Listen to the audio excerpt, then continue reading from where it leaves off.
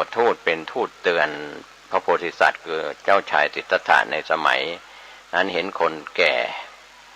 ก็เป็นทูตเตือนใจเป็นทูตเตือนใจว่าเราก็จะต้องแก่ไปเห็นคนเจ็บก็เป็นทูตเตือนใจว่าเราจะต้องเจ็บและไปเห็นทูตคือคนที่ตายก็เป็นทูตแห่งมรณะก็คือความตายเราก็จะต้องตายแล้วก็ไปเห็นทูตคือสมณะนักบวชมีความสุขมีความสงบก็เหมือนดังเช่นก่อนการตรัสรู้ของพระพุทธเจ้าก็จะมีฤาษีโยคีฤาษีชีไพรทั้งหลายก็ไปนั่งสงบสติอารมณ์ดังนั้นเทวทูตคือนักบวชนั้นก็ทำให้เตือนจิตเตือนใจสิทธัตถราชกุมารในสมัยที่ยังทรงพระเยาว์ยังทรงหนุ่มก็ถือว่าเทวทูตทั้งหลายเหล่านี้มาเตือนวันนี้พวกเราท่านผู้ฟังทั้งที่เป็นคนไทยและชาวต่างชาติที่อยู่ในดินแดนพุทธศาสนาเห็นเทวทูตอาจจะชาชินหรือจำเจไปอย่างเช่นคุณหมอคุณพยาบาลเจ้าหน้าที่สาธารณสุขก็จะเห็นคนเจ็บป่วยไข้ไม่สบายและก็คนตายตามโรงพยาบาลของรัฐเอกชนสถานพยาบาลคลินิกหรืออะไรก็แล้วแต่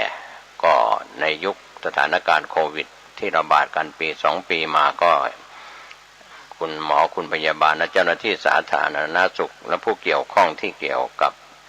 การเจ็บป่วยไข้ซึ่งเทวทูตก็คือคนเจ็บ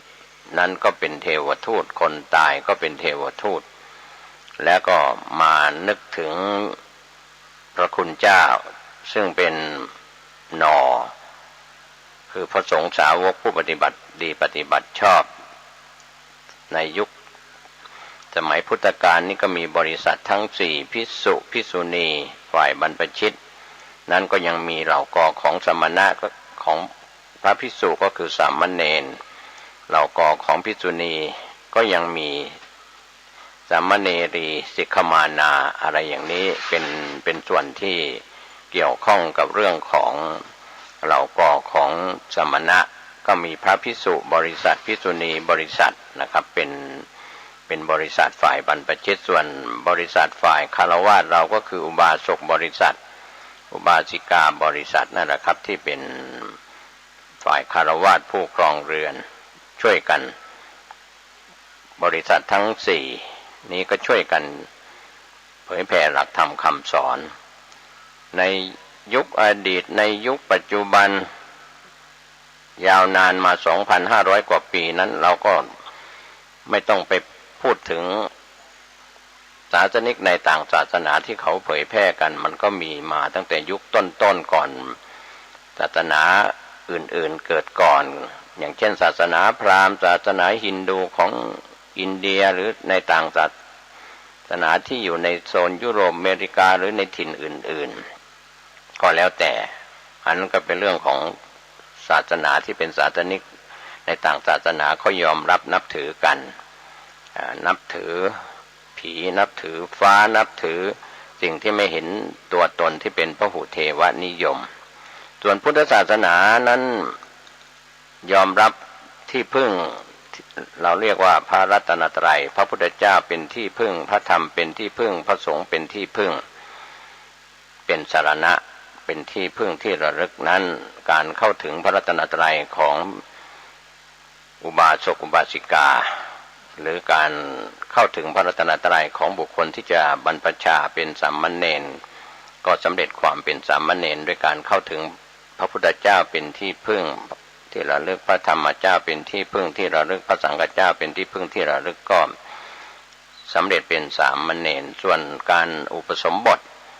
การเป็นพระภิกษุในทางพระพุทธศาสนาทั้งภิกษุภิกษุณีในสมัยพุทธกาลที่เราไปศึกษากันในพระวินัยปิฎกที่มีภิกขุวิภังภิกขุณีวิภังทั้งภิกษุภิกษุณีเราก็ไปศึกษากันได้ว่ามีเรื่องราวที่เป็นพระคุณเจ้าที่เป็นพระภิกษุฝ่ายหญิงฝ่ายชายและการปฏิบัติตามพระวินัยก็เกิดจากการกระทำผิดของพระ ระภิกษุ227ข้อส่วนภิกษุณีก็311ข้อเป็นเรื่องราวที่เกิดขึ้นแล้วก็บัญญัติเป็นพุทธบัญญัติอนุบัญญัติอะไรต่างๆตามมาก็แก้ไขกันไปก็เหมือนกฎหมายสำหรับในแต่ละประเทศก็มีการประชุมสภาเป็นสภานิติบัญญัติร่างเป็นกฎหมายเพื่อปกครองประชาชนในเมืองในรัฐในประเทศนั้นๆเช่นเดียวกันความเจริญรุ่งเรืองของพุทธศาสนาก็ไม่ใช่เป็นของพุทธศาสนาก็ไม่ใช่เป็นของคนไทยก็พุทธศาสนิกสัมพันธ์แห่งโลกก็เป็นของชาวโลกพุทธศาสนาก็เป็นที่ยอมรับของมนุษย์และเทวดาทั้งหลายอินพรหมยมยักษ์ทั้งหลายที่เราดูจากตำราว่าท้าวสหัมบดีพรหมซึ่งเป็นพรหมอยู่บนโลกที่เราเรียกว่าพรหมโลกก็รู้วาระจิตการที่พระพุทธองค์ทรงตรัสรู้พระอนุตตรสัมมาสัมโพธิญาณใหม่ๆก็ท้อแท้ในพระทัยที่การที่จะสั่งสอนคนก็เป็นเรื่องไม่ใช่ของง่ายดังนั้นงานเผยแผ่ที่เป็นเรื่องของธรรมทูตธรรมจาริกธรรมสัญจรกันของพระคุณเจ้าฝ่ายบรรพชิตพระภิกษุสามเณรในปัจจุบันหรือพี่น้องที่เป็นฆราวาสอุบาสกบัติกาที่เราทำงานกันหามรุ่งหามค่ำทั้งกลางวันและกลางคืนกันอยู่จากยุคอดีตที่ล้มหายตายจากกันไปจนถึงปัจจุบันก็ยังมีชีวิตอยู่ยังมีลมหายใจอยู่ก็ช่วยกันงานสร้างบุญบารมีของทุกคนไม่ว่าจะเป็นฝ่ายบรรพชิตและคฤหัสถ์ไม่มีใครเก่งกว่าใครแต่ว่าก็แต่ละท่านก็มีบุญบารมีเก่าหนุนหลังกันมาไม่ว่าจะเป็นบารมี10ทัศน์30ทัศน์ก็แล้วแต่ก็ที่เราพยายามทำความดีกันเราแข่งกันได้ในเรื่องของการทำคุณงามความดีแต่ไม่สามารถจะให้เท่าเทียมกันหรือเสมอกันในเรื่องของคุณงามความดีการสร้างความดีมีมากมีน้อยไม่เท่ากันเหมือนคนที่มีรูปร่างหน้าตาอาจจะคล้ายๆกันอย่างเช่นคนที่เป็นฝาแฝดเกิดจากพ่อแม่โดยเฉพาะเป็นลูกของคุณพ่อคุณแม่ที่เป็นท้องแฝด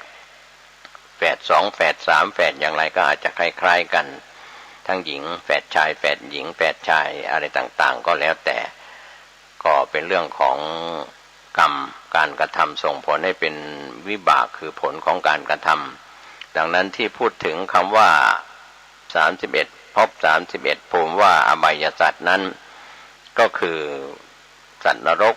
อาจจะเอานรกมาขู่หรือไม่อย่างไรก็เราก็ดูจากตัวเป็นมนุษย์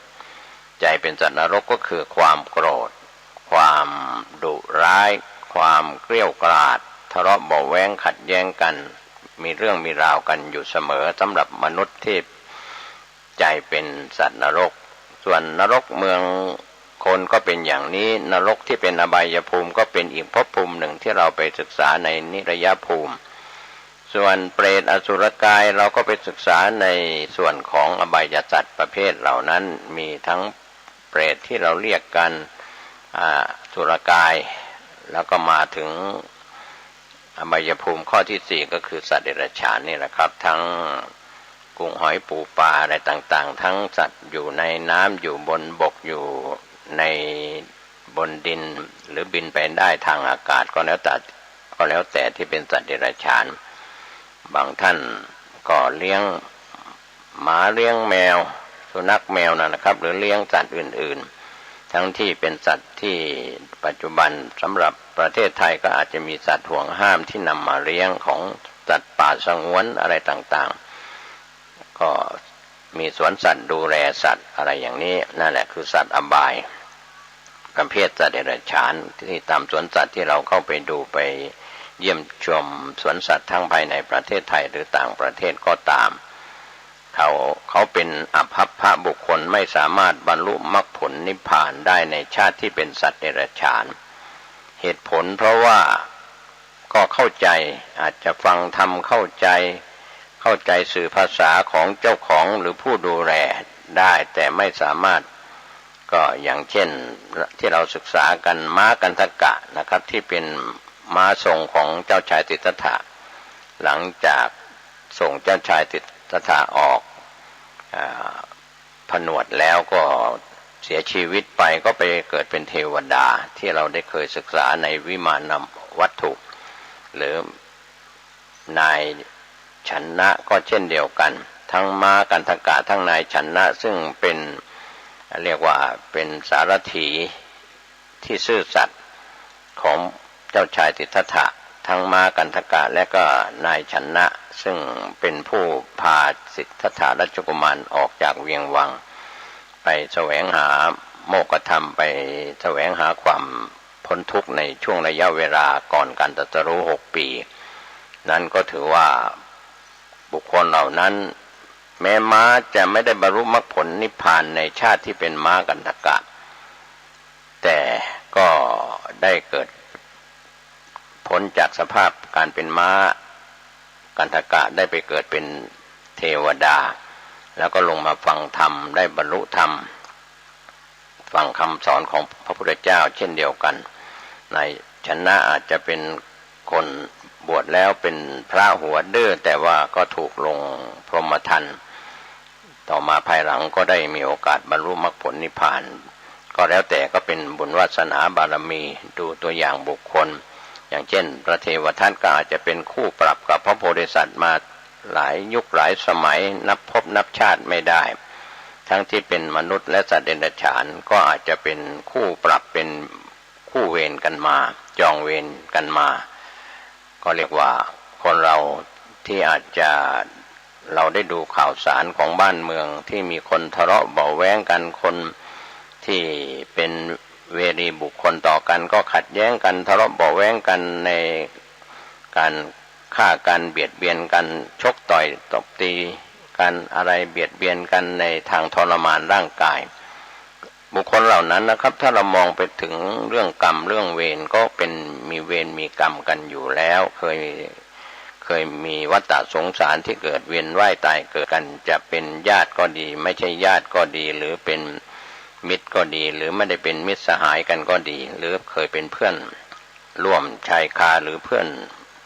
ร่วมหมู่บ้านอำเภอตำบลอำเภอหรืออยู่ในถิ่นประเทศเดียวกันอย่างไรก็แล้วแต่วันนี้ถ้าเราศึกษาแค่อบายสัตว์เนี่ยเขาเข้าไปสู่ภพภูมิที่ไม่เจริญก็เพราะเหตุว่าความโลภก็พาไปเกิดเป็นเปรตเป็นอสุรกายความโกรธนี่ก็พาไปเกิดเป็นสัตว์นรกโมหะอวิชชาความไม่รู้ทำให้เป็นสัตว์เดรัจฉานไปโดยส่วนขวางอย่างนี้เป็นต้นเป็นตัวอย่างก็เป็นเรื่องของอบายสัตว์ทั้งสัตว์นรกเปรตอสุรกายสัตว์เดรัจฉานถ้าจิตใจของเรามีความโลภก็จิตใจความเป็นมนุษย์ใจเป็นเปรตเป็นอสุรกายความโกรธมากๆก็เป็นสัตว์นรกตัวเป็นมนุษย์ใจเป็นสัตว์นรกส่วนตัวเป็นมนุษย์ใจเป็นสัตว์เดรัจฉานก็คือคนที่ไม่ศึกษาไม่เรียนรู้เรียกว่ามีความไม่รู้ครอบงำหลงละเลงไปกับเรื่องของอบายมุขต่างๆนะครับที่มีความหลงครอบงำเสพสุราเสพยาเสพติดคบเพื่อนชั่วไปทางอบายทั้งในขณะที่ยังมีชีวิตอยู่และตายจากโลกนี้ไปแล้วอย่างนี้เป็นต้นก็เรื่องของอบายภูมินั้นเป็นภพภูมิที่ไม่เจริญไม่ว่าจะตายแล้วไปเกิดเป็นสัตว์นรกเปรตอสุรกายสัตว์เดรัจฉานก็ทุกข์ทรมานรับกรรมที่ทำไม่ดีไว้ส่วนมนุษย์เราเทวดาหรือพรหมทั้งหลายก็เป็นมนุษย์ที่สูงขึ้นมามนุษย์แปลว่าผู้มีใจสูงเพราะว่ามีศีล5 ข้อ 5 ประการเพียงรักษาศีล 5ก็เป็นมนุษย์ที่สมบูรณ์ได้ตัวเป็นมนุษย์ใจเป็นมนุษย์ตัวเป็นมนุษย์ใจเป็นเทวดาอะไรอย่างนี้ก็คือตัวเป็นมนุษย์ใจเป็นพรหมก็เรียกว่าแสวงหาความพ้นทุกข์กันฉะนั้นวันนี้ถ้าเราช่วยกันศึกษาช่วยกันปฏิบัติธรรมนะครับไม่ว่าจะเป็นบรรพชิตหรือคฤหัสถ์เราก็จะทำให้งานเผยแผ่คำสอนทั้งปริยัติปฏิบัติและก็ปฏิเวทะซึ่งเป็นตัวศาสนาทั้ง3ก็จะยืน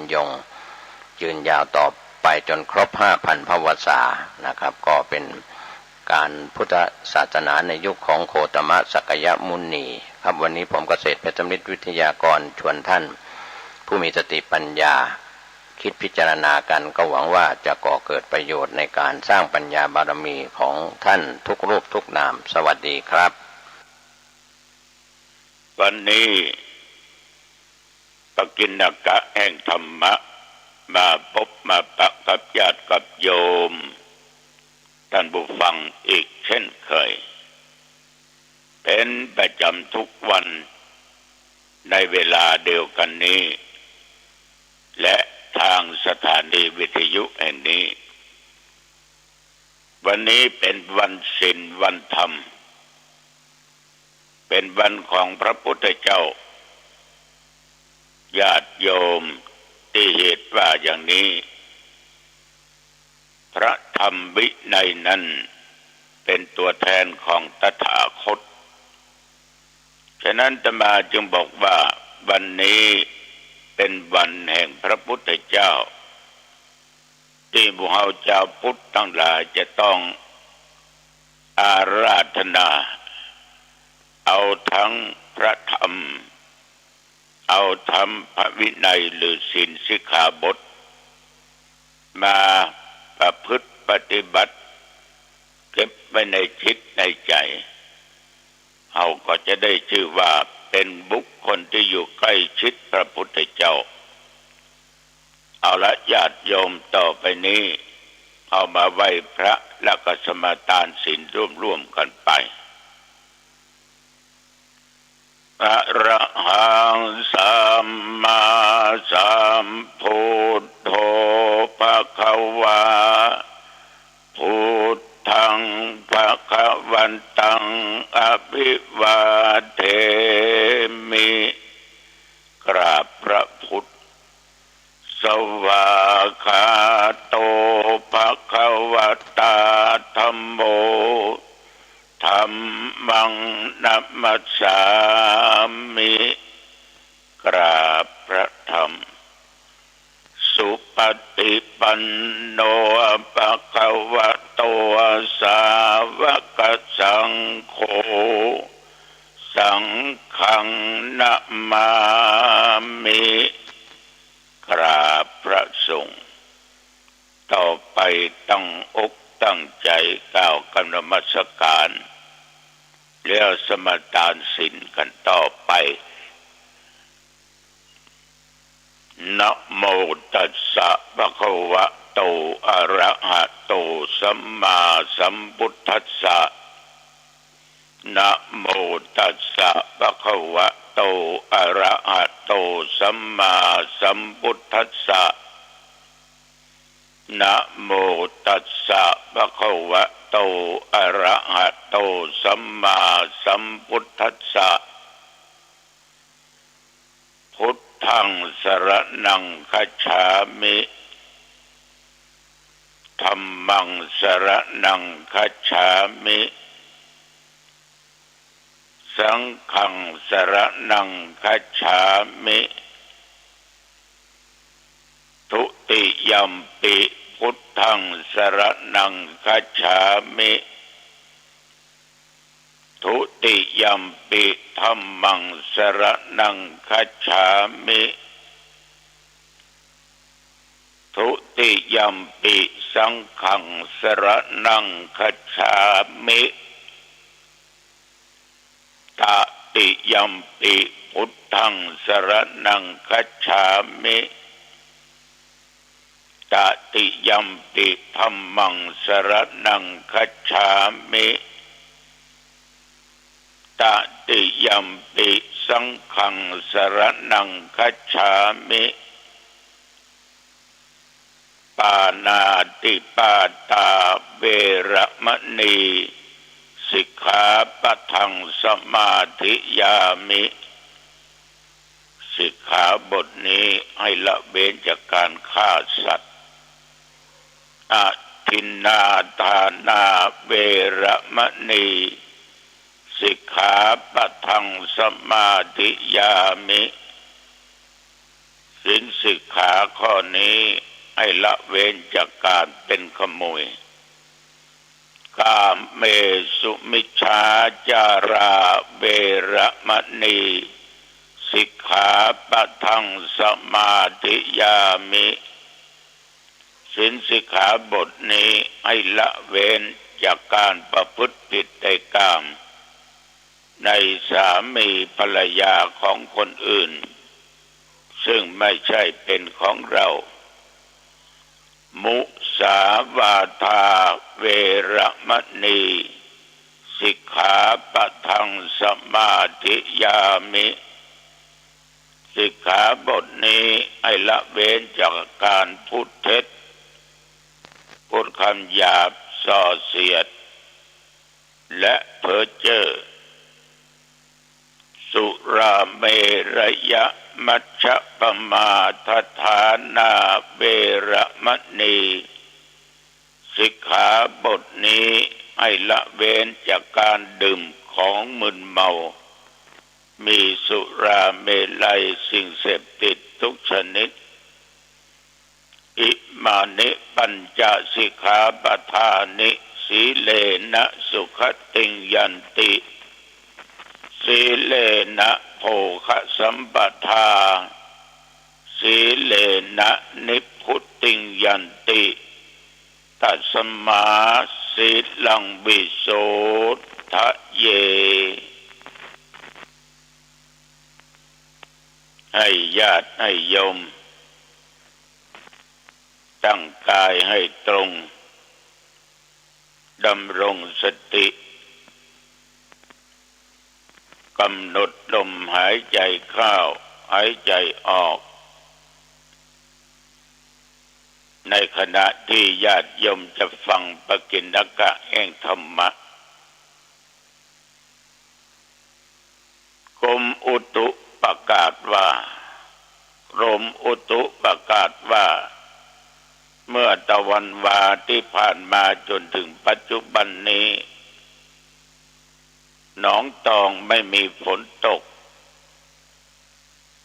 ลมมีปะปลายไม่มากโอ้หันข่าวนะญาติโยมเนาะพี่น้องทางลำปางนี่เจอนักหลายที่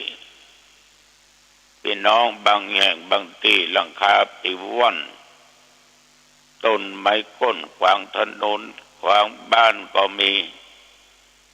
ทับหอทับเอือนก็มีเสียหายนักแต่ดีนะตามข่าวนะคนว่าเป็นอย่างต่อออกไม่ออกแต่หนองตองไม่มีฝนตกแต่มีเมฆในกลางค่ำกลางคืนฝนตกฟ้าห้องนี่ถ้าไม่จำเป็นก็ไม่ต้องออกไปที่โล่งที่แจ้งไปกลางต้งกลางนาไปไร่ไปสวนคือเดินไปที่กลางแจ้งก็เดี๋ยวฟ้ามันจะผ่าแหละปิ๊งนี่นะโพดตกลึงไปเล่นไฟอบมับเหมือนข่าวนะเนาะสองพี่น้องก็โดนฟ้าผ่าต่อออกไม่ออกต้องมีสติว่าเวลานี้สมควรก่อแล้วก็สิ่งที่ติดเนื้อติดตัวก็ไปของล่อฟ้าสายฟ้าทองเหลืองกาแผ่นทองกาสร้อยกาหยังสะปะสะเปดต้องระมัดระวังจะมาตายโดยประกับการก็ดังเป็นข่าวอยู่ตลอดเวลาแต่ว่าเช่นเดียวกันก็ได้บอกญาติโยมแล้วว่า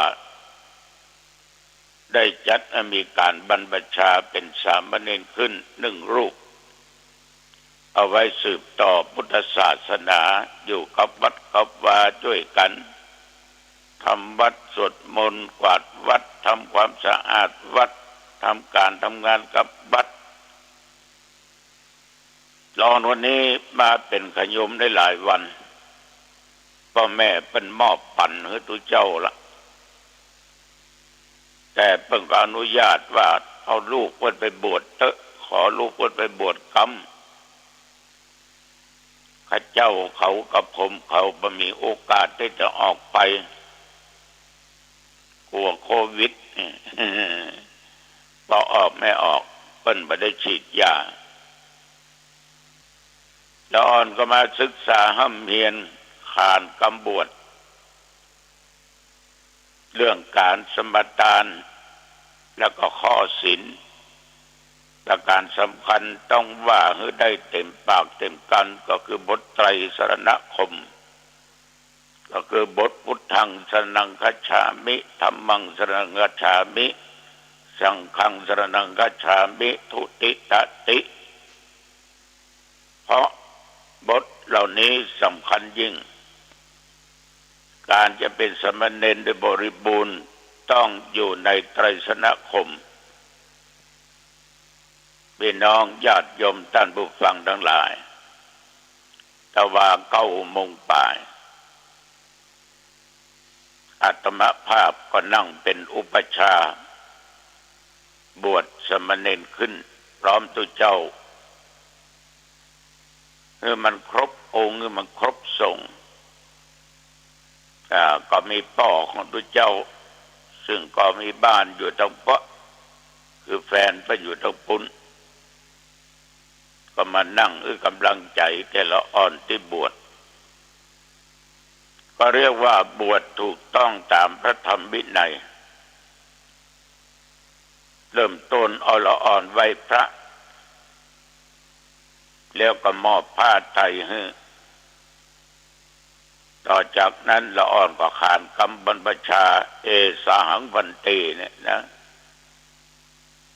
จนที่เรียกว่าถึงอะหังวันเตจบลงไปแล้วเอาผ้าประเคนอุปชาก็ถือผ้ามาระหว่างนั้นก็ให้คนบวชนั่งแล้วก็อาตมาภาพก็สอนนาคเบื้องต้นก็สอนถึงกูลแห่งพระพุทธเจ้าพระธรรมเจ้าพระสังฆเจ้า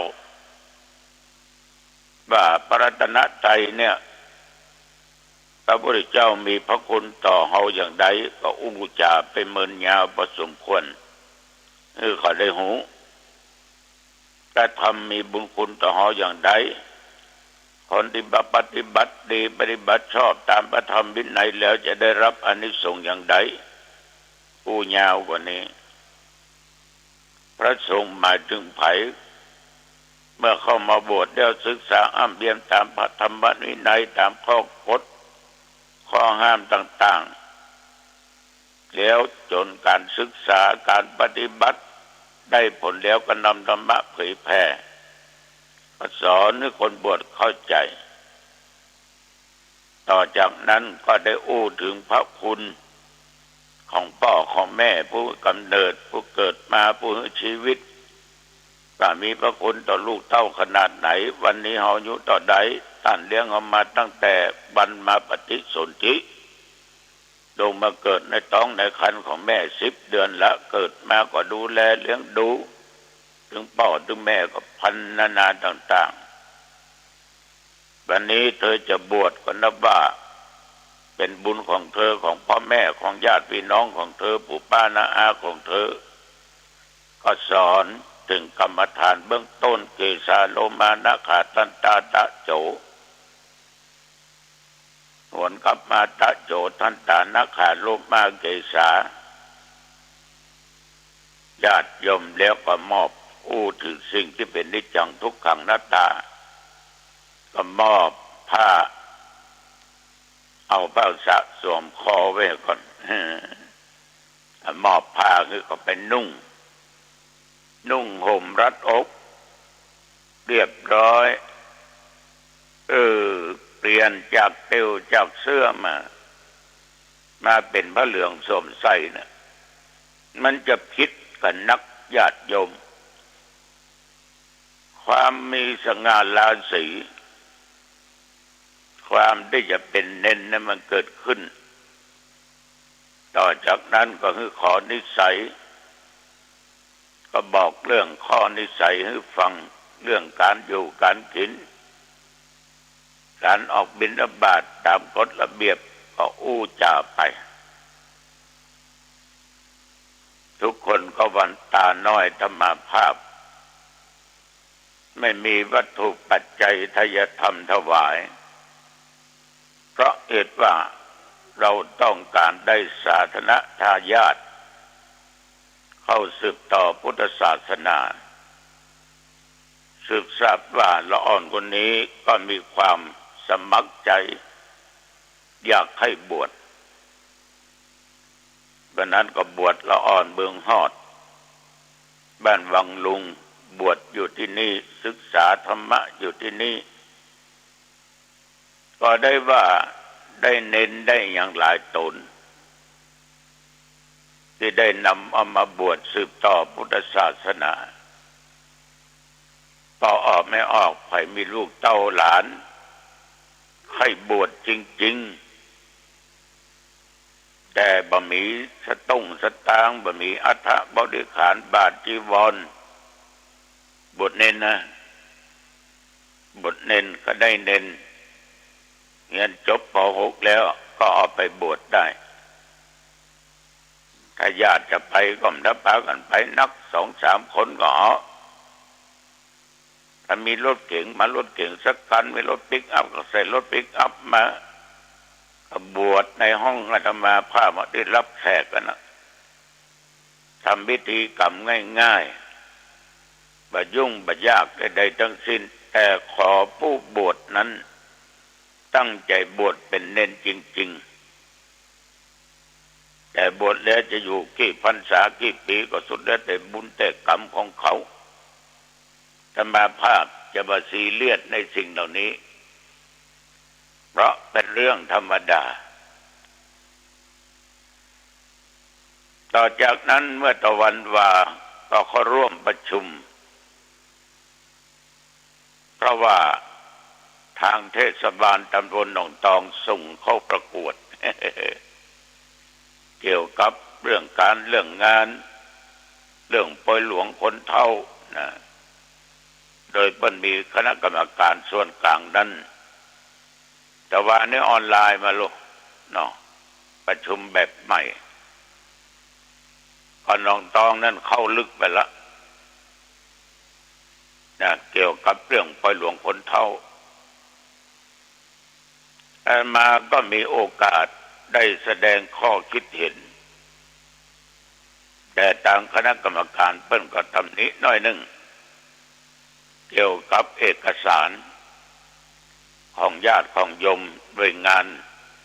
องค์กรนั้นส่งไปบ่พร้อมทางคณะส่งเขาเนี่ยโยมถ้าจะส่งงานขอรางวัลก็อย่างก็ตามเถอะแม้แต่ขอพระครู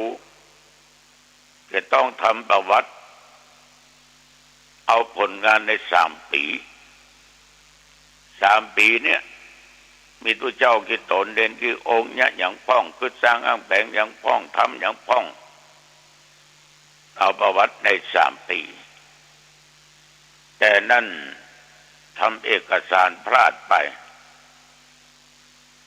ดันเอาทั้งปีก่อนที่เปิ้นจะมาเรียกว่าดูงานของเฮาญาติโยมทั้งหลายแต่ว่าเจ้าหน้าที่เพิ่นก็ใจดีบอกให้ไปแก้แล้วส่งไว้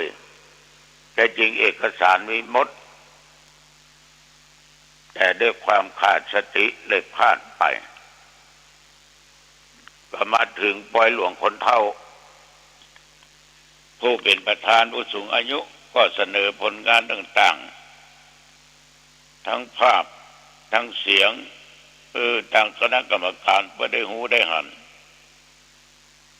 ญาติโยมเป็นที่พึงพอใจสาธิตในการปฏิบัติงานอาตมาก็เป็นผู้สรุปงานต่างๆคือทางคณะกรรมการตลอดเจ้าหน้าที่ที่เกี่ยวข้องทุกคนได้รับฟังก็ใช้เวลาประมาณ10 กว่านาทีเล็กน้อยเขาให้เวลาไป20 นาทีแต่อาตมาต้องรักษาเวลาเพราะขณะนั้นเกือบจะ16 นาฬิกา 4 โมงเย็นตามกำหนดการนั้น16 นาฬิกาปิดประชุม จะมาเหลือบดูนาฬิกาเหลือ10 กว่านาทีเพื่อรักษาเวลาสัจจะวาจาในการทำงานก็สรุปเนื้อหาสาระต่างๆคือทางคณะกรรมการเพิ่นได้หูได้หันได้ฟังแล้วก็เจริญพรมาดูกันในวันปล่อยหลวงคนเฒ่าปล่อยเนี่ยคืองานฉลองอย่างวัดอ้อฉลองกุฏิวิหารวัดธาตุเจดีย์ก็หลวงเนี่ยคนมันนักเป็นงานที่ยิ่งใหญ่ก็เลยไปใจว่าเป็นปล่อยหลวงคนเฒ่าเพราะคนเฒ่าไปกันนักจะมายังแห่ต้นกระตานก็ไปร่วมจุดประสงค์ที่เอาสตางค์ที่เพิ่นบริจาคโดยไม่ต้องบังคับไผเอาไปซื้ออุปกรณ์การแพทย์ไปซื้อเตียงซื้อตั้งซื้อวอล์กเกอร์ไม้เตาซื้อออกซิเจนมีเป็นโหกี่สิบถังเอาไว้ช่วยเหลือคนที่เจ็บไข้ได้ป่วยที่ต้องมานอนอยู่ที่บ้านแล้วก็เป็นที่ออกกายภาพบำบัดโดยแต่สิ่งที่บางอำเภอก็บ่มีผมต้องไปโรงพยาบาลส่งเสริมสุขภาพก็คือที่ดึงแข้งดึงขาเนี่ยนี่ราคาก็หลายแสนก็จัดซื้อกันไว้เรียบร้อยญาติโยมก็ถึงผลที่ได้รับถึงผู้เฒ่าถึงคนหนุ่มคนสาวและเล็กละอ่อนไว้ละอ่อนอยู่ได้รับผลประโยชน์หมดก็มีภาพประกอบเวลานั้นบังเอิญมีคนมาขอออกซิเจนเราก็ถ่ายภาพเมื่อดูไปตรวจดูบ้านของญาติของโยมที่ไปสร้างห้องน้ำเปลี่ยนจากที่นั่งมาเป็นชักโครกที่นั่งย่องเยาะนั่นน่ะคือคนเฒ่าคนแก่ก็ได้ได้จ่าเป่าสมควรก็เลยขอปิดแล้วก็ฮื้อสินปอนแก่ผู้เข้าร่วมประชุมตลอดจนคณะกรรมการที่มาสอบถามวันนี้เลยบอกว่าทางคณะกรรมการได้ยินแต่เสียงเห็นแต่ภาพยังไม่เจอของจริงวันนี้แค่ 70% ก็เลยเจริญพรเจิญเพิ่นมาดูด้วยตาของเองสัมผัสด้วยตาด้วยใจด้วยกายของเพิ่นฉะนั้นญาติโยมวัดบ้านโดยงานราชการโรงเรียนเขาจะต้องพึ่งพาอาศัยซึ่งกันและกันมีการมีงานอย่างต้องร่วมกันวัดมีงานทั้งหน่วยงานต้องร่วมทั้งนอกมีทั้งวัดก็ร่วมตัวเจ้านี่จะบังคับข้องใดๆทั้งสิ้นแต่ว่ายังอยู่ตั้งแต่เที่ยงครึ่งจนถึง4 โมงเย็นขับจากท่านมาถึงวัดฉะนั้นบวรบ้านวัดโรงเรียนหรือหน่วยงานราชการเนี่ยถ้าเอาทั้ง3 หน่วยงานเนี่ยจับมือกันมีอย่างเข้าหากันปรึกษาหารือกันงานทุกสิ่งทุกอย่างจะเป็นไปด้วยความเรียบร้อยแต่ส่วนมากญาติโยมจะมองประหันทุกเจ้าทำการทำงานกันในฐานะทุกเจ้าทั้งหลายเป็นศิษย์ตถาคตบุคคลใดเห็นธรรมบุคคลนั้นชื่อว่าเห็นตถาคตเนี่ยที่ธรรมาภาพบวชละอ่อนเข้ามาสืบต่อศาสนาเพื่อให้เขารู้จักคำว่าพระพุทธพระธรรมและพระสงฆ์รู้อย่างท่องแท้รู้ถึงแก่นถึงสารนะนี่ก็เป็นงานต่างๆที่ทำตะวันว่าขอบใจตะยมแดงบรรลักษัตริย์เนอของนั้นตุลุงได้รับเรียบร้อยละขอบใจนักขอบใจหลายๆแต่ว่าก็เข้าไปสถานที่ศึกษาธรรมปฏิบัติธรรมเปิ้นเอาต้นไม้ใหญ่น้อยมาปลูกก็เลยไปดูเปิ้นนะ ก็อยากได้ก้ามะม่วงพันธุ์ดีๆนะที่มันใหญ่ๆมันได้กินด้วยลูกหมู่นี้ได้กินตัวได้ลูกได้ผลตัวแล้วก็ทุเรียนนะสักวันจะเข้าไปหาร้านของคุณยมเอาละวันนี้อ่านว่าเป็นเวลาพอเหมาะพอดีอายุวันโนสุขังพลังพบกันใหม่โอกาสหน้าเจริญพรสวัสดีครับท่านผู้ฟังที่เคารพธรรมสาระวันนี้ผมกาเศรษฐ์เพชรสำริดวิทยากรก็เชิญชวนท่านผู้ฟังผู้มีสติปัญญาบุญบารมีเก่าหนุนหลังจากอดีตชาติจนถึงปัจจุบันชาตินี้และจะมีต่อไปในอนาคตการฟังด้วยดีการช่วยกันคิดช่วยกันแสดงออกพลังทางจิตทางใจทางสมองทาง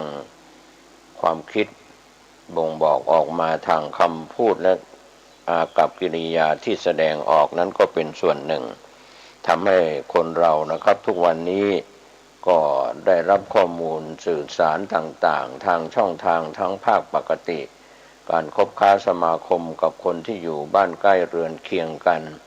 การติดต่อสื่อสารกันที่สะดวกสบายทางสื่อออนไลน์ก็รับข้อมูลกันมากมายทีเดียวทำให้มีข้อถูกต้องและข้อผิดพลาดก็เป็นธรรมดาสี่ตีนยังรู้พลาดนักปราชญ์ยังรู้พลั้งคนเราก็ทำดีได้ทำชั่วได้ทำถูกได้ทำผิดได้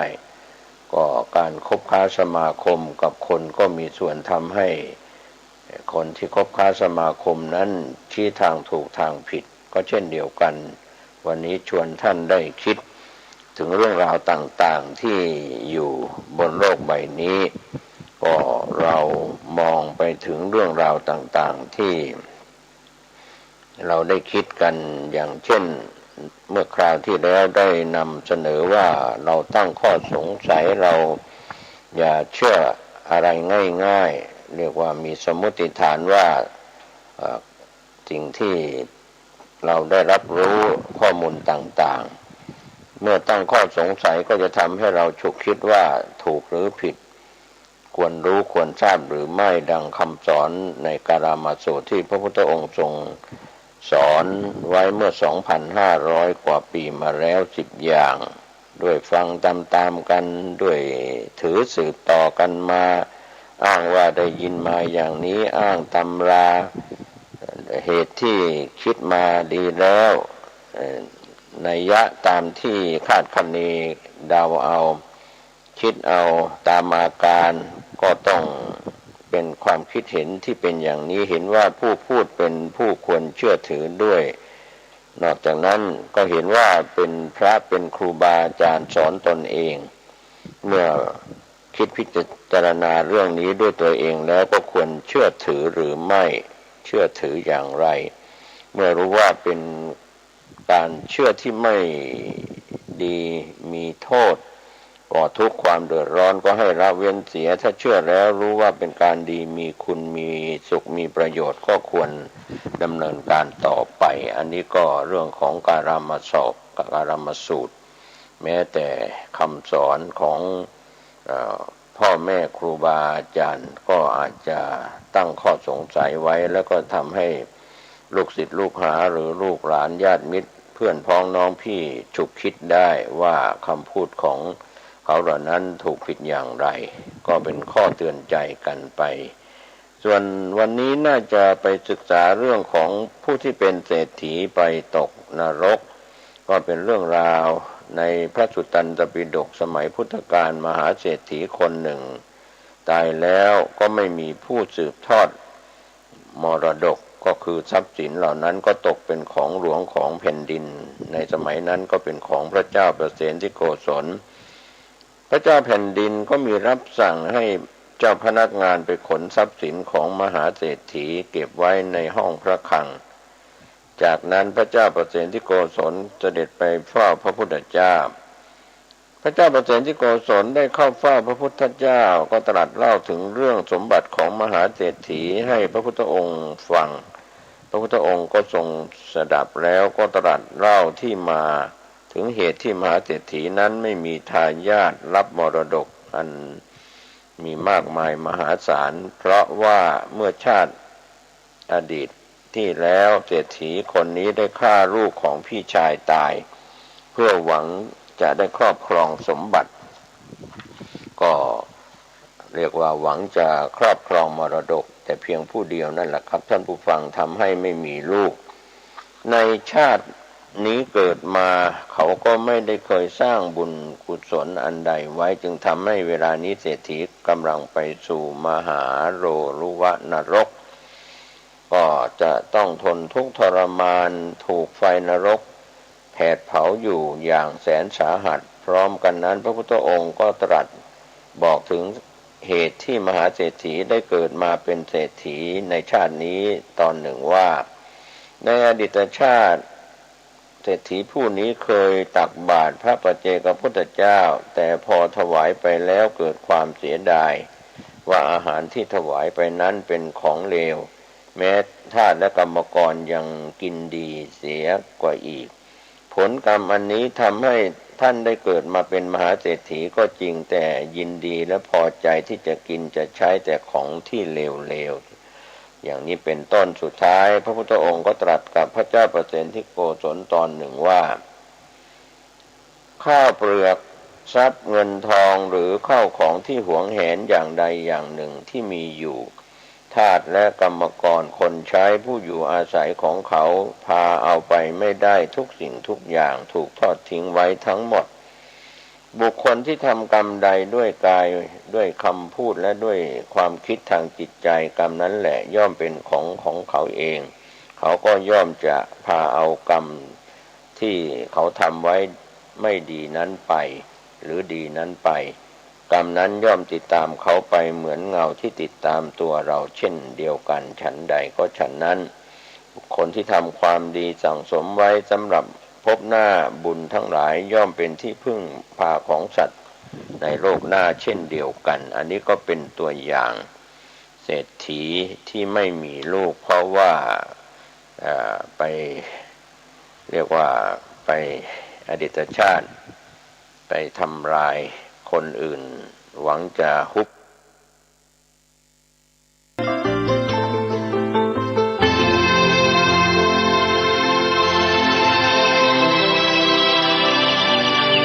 วันนี้เป็นวันพระขอเรียนเชิญพุทธศาสนิกชนทุกท่านมากลั่นจิตให้ใสกลั่นใจให้เป็นบุญด้วยการให้